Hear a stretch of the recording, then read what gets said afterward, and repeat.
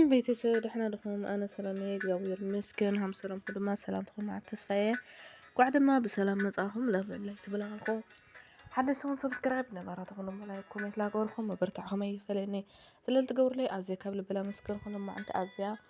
ኣብ ኩላትና ዘሎ ፀገም መፍትሒ ልስኣናሉ ብዙሕ በቃ ኣሎ ማለት እዩ ዘሎ እየ ሒዘልኩም መፅአ እኒአኹ ሰናይ ጻኒሕት ብደንብ ኣዳምፁኒ ዝኾነ ነገር መፍትሕ ክትረክብ ተኾይንካ ብልቢ ክታዳምፅ ተኾይንካ እዩ እና ኣዳምፅዋ ተጥቀሙላ ኢኹም ዝብል ሓሳብ ኣለኒ። ኣነ ኩሉ ግዜ ዘምፅኦ ርእስቲ ኣምዝሓዘ ስደዶ ኣይኮንኩይ ኩሉ ግዜ ጠቓሚ ርእሲ እየ ዘምፅአልኩም ይነግረኩም እየ ድማ ሓደ ሰብ ንኣየ ተተማሂሩሉ ወይ ተጠቒሙሉ ዓብዪ ነገር እዩ ኢለኩም እየ ናይ ሰናይ ጻኒሕት ኣርእስታ ካብቲ ኣብ ጎደና ዝጭድር ህውከት እቲ ኣብ ውሽጢ ኣእምሮኻ ስቕ ዝብል ህውከት ይዓብን ይኸፍእን እያ ትብል። ኣዳምፁ ካብቲ ኣብ ጎደና ዝጭድር ህውከት እቲ ኣብ ውሽጢ ኣእምሮና ስቕ ዝብል ህውከት ይዓብን ይኸፍእን። ሰናይ ጻኒሕት ላይክ እና ሰብስክራይብ ላገበርኩም ብርታዕኩም ኣይፈለኒ።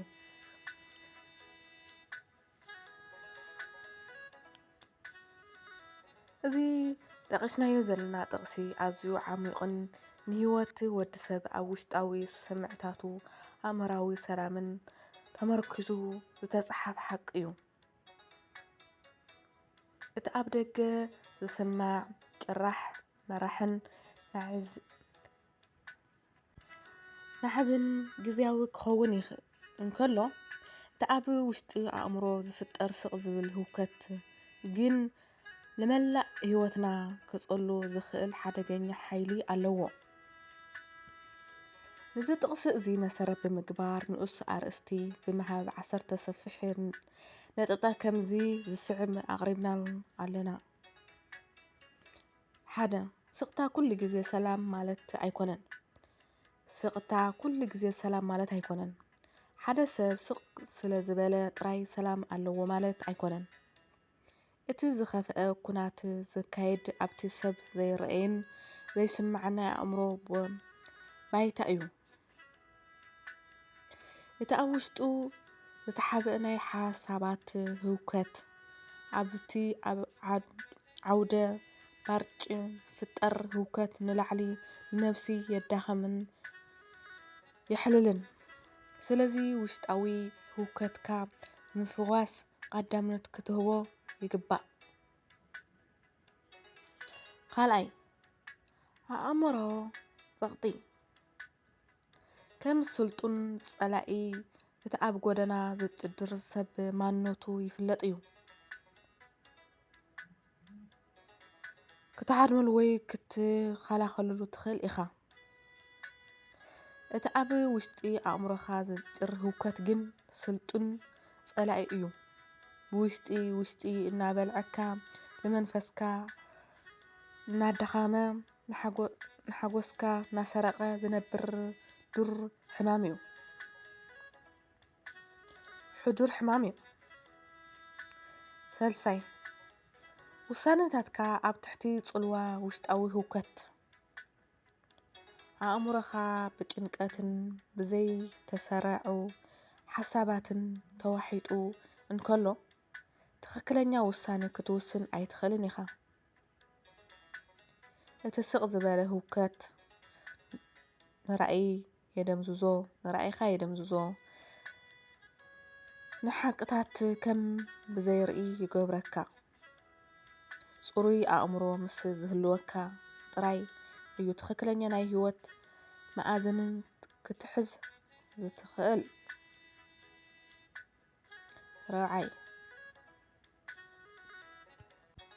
ራብዓይ ብርትስ ፍርያነት ሓደ ሰብ ንብዙሕ ሰዓታት ክሰርሕ ይኽእል እዩ። እንተኾነ ግና ኣእምሮኡ ብውሽጣዊ ህውከት ተታሒዙ እንተሎ ውጽኢቱ ኣዝዩ ትሑት እዩ። እቲ ስቕ ዝበለ ህውከት ንዓቕምኻን ንፈጣርነትካን ዝቕብር መቓብር እዩ። ሰላም ዘለዎ ኣእምሮ ጥራይ እዩ ዓበይቲ ነገራት ክሰርሕ ዝኽእል። ሓምሻይ ጽልዋ ኣብ ኣካላዊ ጥዕና እቲ ኣብ ኣእምሮና ዝፍጠር ህውከት ኣብ ውሽጢ ጥራይ ተሓፂሩ ኣይተርፍን እዩ ናብ ኣካላዊ ሕማማት ከም ሕማም ርእሲ ጸቕጢ ከም ደም ናይ ድቃስ ምስኣን ይቀያየር እቲ ስቕ ዝበልናዮ ህውከት ኣካላትካ ብቓንዛን ክጭድር ከሎ እዩ ድምፂ ዝስማዕ ስለዚ ንኣእምሮኻ ምእላይ ማለት ንኣካላትካ ምእላይ ማለት እዩ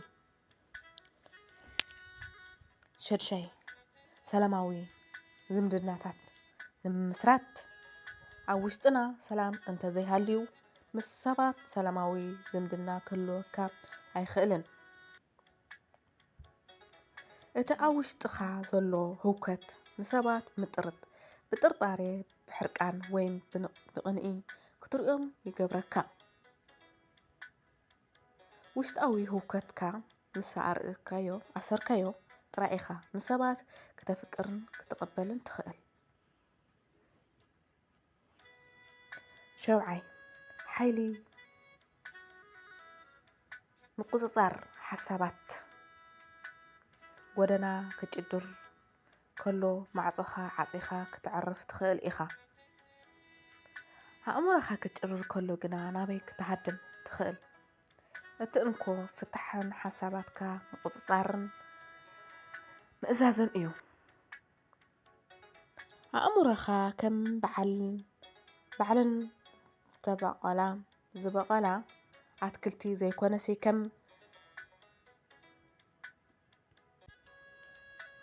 ዝተኸለ ስሩዕ ስራሕ ጌርካ ክትሕዞ ይግባእ 8 እቲ ስቕ ዝበለ ህውከት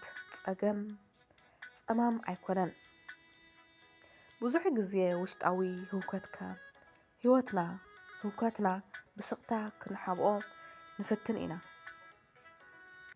እንተኾነ ግን እቲ ህይወትካ ህውከት ኣብ ኣዘራርባና ኣብ ኣካላዊ ምንቅስቃስና ኣብ ባህርያትና ይንጸባረቕ እዩ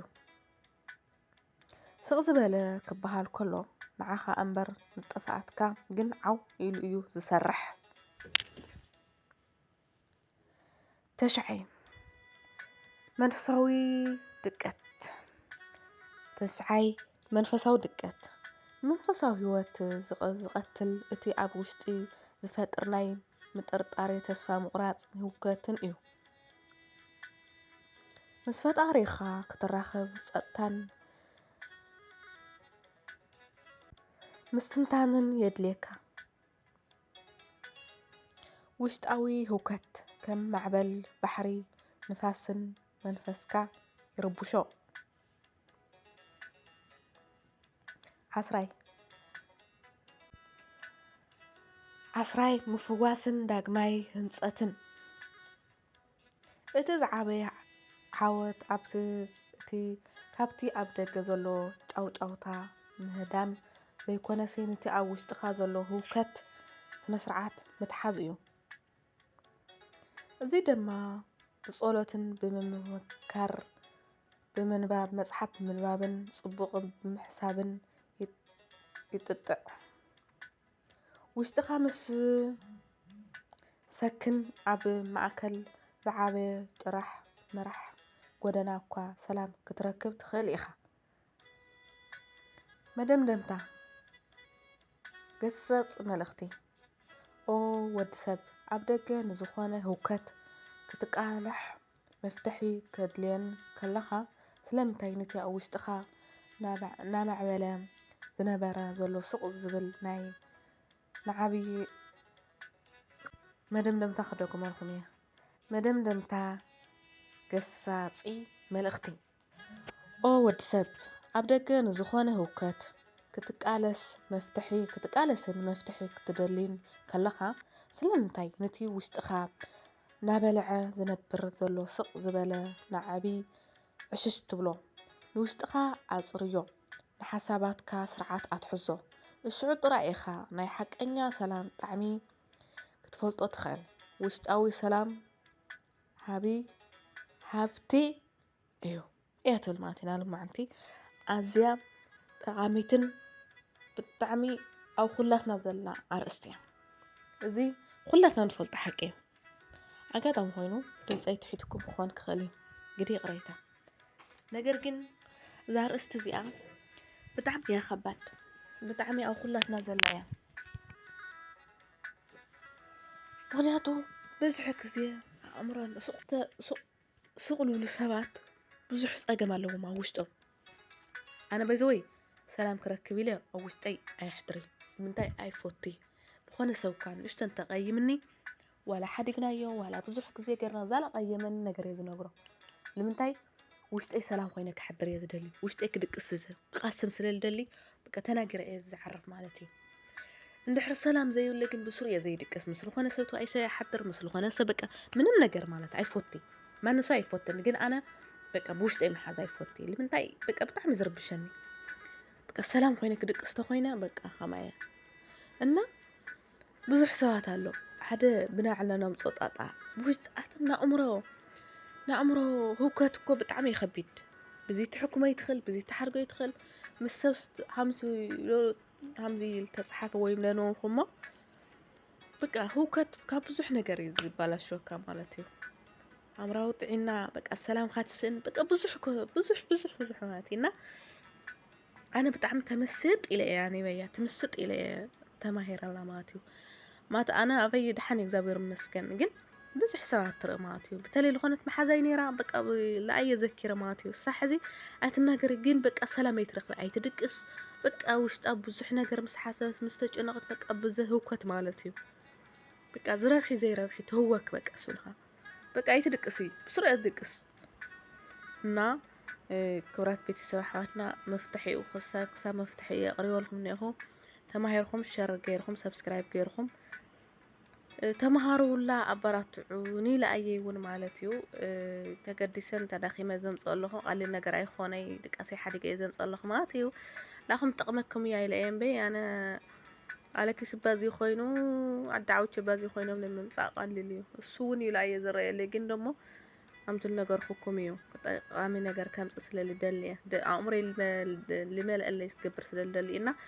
ናዚ ይመስል ነይሩ ቤተሰብ ላይክና ሰብስክራይብ ላገበርኩም ኣበራትዕኒ እና እዚ ናይ እዚ መፍትሒ ተጠቐሙላ እንድሕር ደሊኹም እውን ፅሑፋት ሸር ክብለልኩም ክኽእል እየ ማለት እዩ ብልበለፀ ንመሃረለ ባዕልና ክናንባተልኩም ከምፀልኩም ክኽእል እየ ማለት እዩ ናይ ባይ ቀኒየለይ ላይክ ኣይትረስዑ